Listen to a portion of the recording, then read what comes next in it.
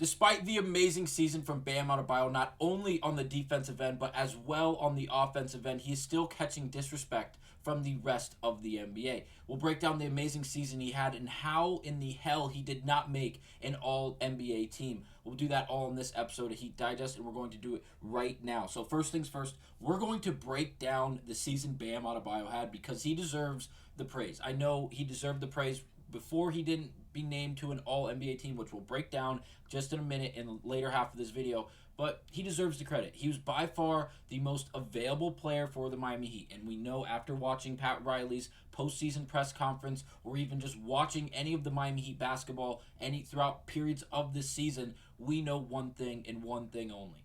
We were not healthy for any of this season. It never happened. When it did happen, it was short-lived, and it never actually stayed put. It was never actually anything of concrete. Butler missed the majority of the season. Wasn't even eligible because he didn't play enough games to be named for awards. NBA awards such as MVP, DPOY, Most Improved. Things he wouldn't have been in the running for because of his play, obviously. But again, what couldn't even been named to those awards due to the lack of games he played. Tyler Hero, he played, 40 games this season? 41 games this year? Missed the majority of the NBA season. Duncan Robinson went down with back stiffness, had elbow injuries, shoulder injuries. Josh Richardson went down to Boston in January, hasn't played since. Who else? Jaime Jaquez Jr. started the year with a groin injury, came back, wasn't 100%, slowly but surely found his footing. Guess what happened when he had the best month of his career, best night of his career, Dwayne Wade night in Miami. He pulled his groin again. He never came back the exact same or even better than he was when he first or second exited with the groin injury. It never ends. Terry Rozier, newly added addition to the Miami Heat team at the trade deadline, halfway point, if not just more than the halfway point of the NBA season. Neck injuries, knee injuries, ankle injuries. I know it's the name of the game. We're playing athletics. We're playing the game of basketball. That's what it is. People can get injured. People do get injured all the time. But for this Miami Heat team, an absolutely brutal season when it came to injuries. And the one player we can highlight and address as the most available, the most consistent, the most durable, if you will, is Bam Adebayo. This is obviously his career stats year by year, and I'm going to highlight why I use this visual than others. But again, if we look at the bottom row, 23-24, he's 26 years old. He played in 71 games this year, started in every single game he played, averaging 34 minutes played in those games, 52% field goal percentage. It's a great number from a player in Bam Adebayo, whose usage rate is decently high, and he's an active scorer on the offensive end as well as just an active player overall. Again, we'll get to that in just a second. Have to highlight the three-point percentage, as this year he shot 35.7%. That does not, it seems like a typo almost, because Bam has never been a three-point shooter. He's slowly but surely throughout his career have tried to add it and implement it into his game, into his bag, if you will, and it slowly and surely has developed into something he can do, something he does shoot consistently, just not, obviously he's not a marksman yet. He might come out as one next year if we can add some size and move him back to the power forward position where he doesn't have to be so dominantly inside. But again, it's a good number to see from Bam Adebayo. Now, if we go on, it doesn't end there, as his season was fantastic, really, the entire time he played. He shot 52% from the field overall, but then his free throw percentage, where he had stretches this year where he was not good from the free throw line. It almost seemed like he didn't want to get to the free throw line. 75.5%. That is a win for your big to shoot 70% or higher. It's 7 out of 10. That is a win. 75.5. I think it'll get better. Last year obviously was a high year as he shot in the 80s. Again, hopefully we can get back to that next season, but 75.5 is a win for Bam Adebayo. Now, for the overall dominant statistics that we see night in and night out, 19.3 points per game.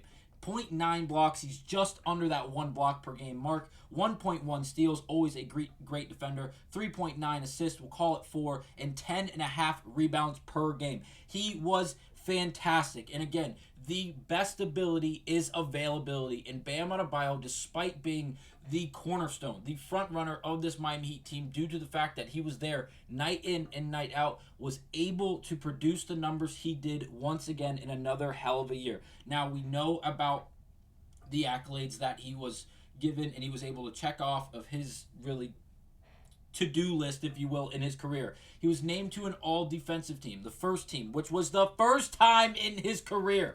Bam Adebayo, Anthony Davis, Rudy Gobert, Herb Jones, and Victor Wembanyama. I think all of these guys are more than, like, they should have won. These guys should have been on this team. This is a hell of an all-defensive team. But for Bam Adebayo, this to be his first, yes, his first. If we look at, again, this is the reason I use this visual rather than other box scores, other career stats, is because if you look all the way to the right, it shows you his awards.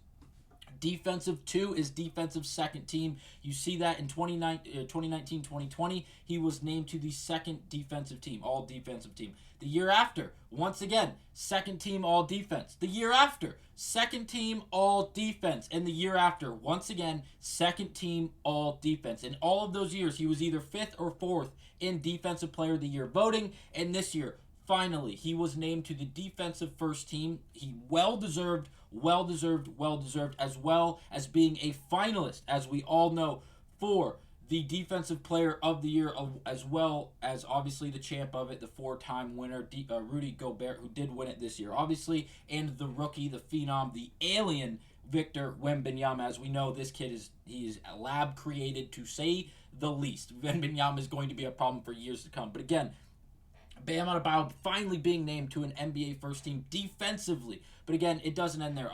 Obviously, there's more defensive stats where that just highlights how great Bam Adebayo was. This is his defensive rating, and again, you have to take it with a grain of salt because there are some names on here that will really make you question how legit of a stat is this. Now, obviously, Gobert is the leader at 104.4. Then you have Wembanyama at 105.8, followed by Jokic at 108 flat.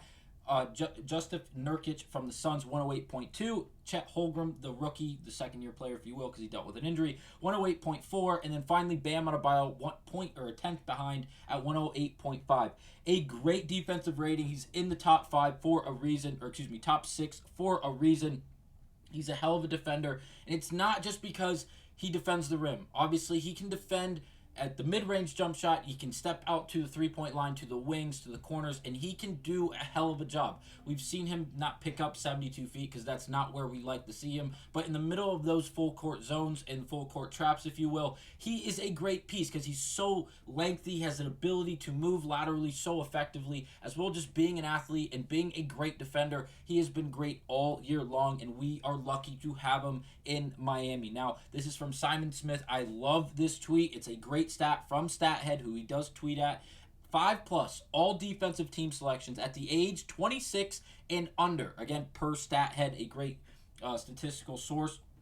Tim Duncan, Kobe Bryant, Dwight Howard, and Bam Adebayo. Now, that is a short list, and a short list of absolute legends. Like, what list would you rather be on in this sense? Tim Duncan, Kobe, Dwight Howard, and Bam Adebayo. What a list, and what an accolade, what a milestone to check off for Bam Adebayo. Just another thing to add to a long resume that, once again, 5 defensive teams over his career, all of them coming in the last 5 years. Finally, the first one for the defensive first team rather than a second team. Overall, just we know who he is. He is a great player. He's going to continue to be a great player, and I can't wait to see how this plays out. But now we're going to flat out talk about it. We're going to talk about how in the hell he did not make an All-NBA team. Now we have to understand what we're understanding. So this is on Basketball Reference. It was an article tagged by Basketball Reference saying players who have been eligible for Supermax extension if they would have made an All-NBA team include Kings guard De'Aaron Fox, Heat big man Bam Adebayo, Pelicans forward Brandon Ingram, and Nuggets guard Jamal Murray. All of those players could still qualify if they remain with their current teams and earn All-NBA honors next season. Though it's worth noting that Ingram is considering a trade candidate this summer and is highly unlikely to get a Supermax offer even if he qualifies. Again, we are going to focus on Bam Adebayo here and how in the hell he did not be named to an All-NBA team. Now, Anthony Chang, who we see all the time here, we use his Twitter and all the tweets he does put out because he writes for the Miami Herald and he writes on the Miami Heat specifically, and he wrote this for the Miami Heat on the Miami Herald, saying, as a result, Adebayo is only eligible to sign a 3-year extension worth $165 million this offseason. That begins with $51.2 million a $51.2 million salary for the 2026-2027 season. Adebayo, who turns 27 on July 18th, becomes eligible to sign an extension with the Heat this offseason starting on July 7th, and that window will close on October 21st on the eve of the start of the 2024-2025 NBA regular season. Any extension Adebayo signs this offseason would begin in the 2026-2020 season. Now, it doesn't end there as it continues on. Among the panel of 99 media members who voted on NBA awards for this regular season, Adebayo received 0 first-team votes on 1 second-team vote and 4 third-team votes among the 10 players who received all-NBA votes but did not make an NBA team. Bam Adebayo finished with the 9th most voting points. Disrespect is otherworldly right now, just throwing that out there. Whether Adebayo signs an extension or not this offseason, he's under contract with Miami through the 2025-2026 season. Under his current contract, Adebayo is set to be the second highest paid player on the Heat's roster for the next 2 seasons. $34.8 million salary for the next season and $37.1 million salary for the 2025-2026 season, only behind Butler. If Adebayo wants another opportunity to qualify for a supermax, he could forego signing extension this offseason and instead sign one next offseason. If he makes an All-NBA team or wins the Defensive Player of the Year award or wins the NBA's MVP award next season, he would become eligible to sign a supermax extension with the Heat in the 2025 offseason. So, quickly, what I think, that is all from Anthony Chang on the latest article he published on the Miami Herald discussing Bam Adebayo and the lack of all-NBA teams he made. So, what the heck's going on? Bam Adebayo did not make the all-NBA teams, not 1, 2, or 3. Again, he did make the all-defensive team, but again, that does not qualify you for the all-NBA certification that you're looking for to then be eligible for a supermax. Like players like SGA are now eligible. I believe Sabonis made it. He is now eligible. It is very interesting to think that Bam Adebayo averaging, I know he didn't average 20 and 10.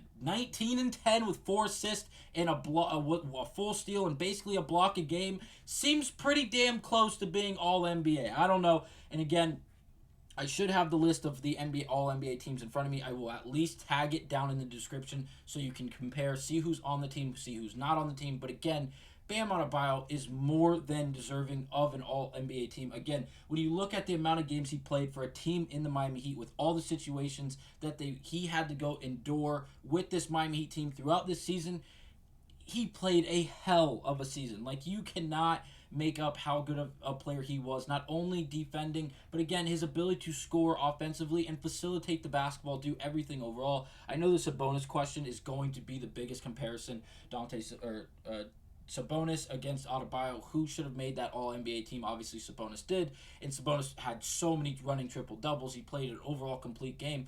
But which team did better? Kings, Miami. Like, who did better there?